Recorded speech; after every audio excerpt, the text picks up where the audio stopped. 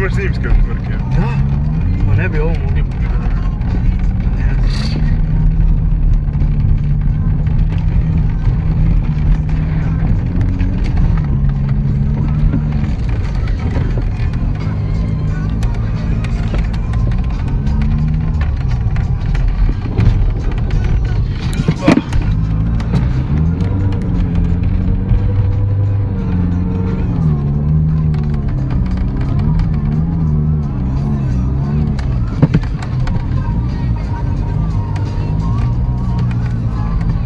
Znaš sam ja bacio 5 kuna na pranje pelgi. Jebote, ja ostavio upaljen auto, majka mila.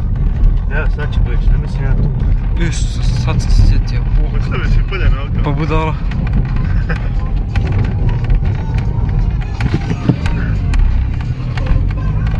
Pa ja ni kurca ne vidim.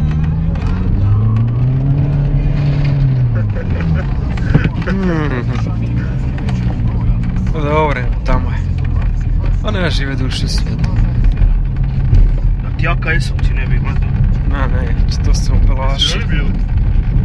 Ma nije ovaj tu jedan. Evo pelaš. Čigre. A ona igra, vrti se kao čigre. Dobro vam ova nježna večer, poštovane slušateljice i slušatelji, dobrodošli u još jedan promovitre. Kako se ukopala, čovječe.